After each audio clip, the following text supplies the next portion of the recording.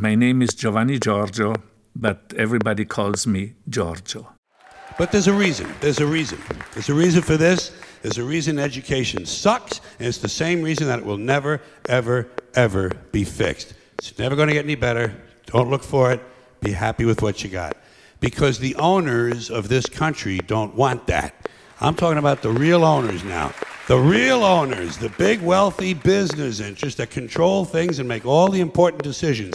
Forget the politicians. The politicians are put there to give you the idea that you have freedom of choice. You don't. You have no choice. You have owners. They own you. They own everything. They own all the important land. They own and control the corporations. They've long since bought and paid for the Senate, the Congress, the state houses, the city halls. They got the judges in their back pockets. And they own all the big media companies, so they control just about all of the news and information you get to hear. They got you by the balls. They spend billions of dollars every year lobbying to get what they want. Well, we know what they want. They want more for themselves and less for everybody else. But I'll tell you what they don't want. They don't want a population of citizens capable of critical thinking. They don't want well-informed, well-educated people capable of critical thinking. They're not interested in that. That doesn't help them. That's against their interest. That's right.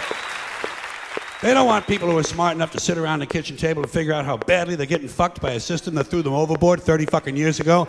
They don't want that. You know what they want? They want obedient workers. Obedient workers. People who are just smart enough to run the machines and do the paperwork and just dumb enough to passively accept all these increasingly shittier jobs with the lower pay, the longer hours, the reduced benefits, the end of overtime, and the vanishing pension that disappears the minute you go to collect it. And now they're coming for your Social Security money. They want your fucking retirement money. They want it back so they can give it to their criminal friends on Wall Street. And you know something? They'll get it. They'll get it all from you sooner or later because they own this fucking place. It's a big club, and you ain't in it.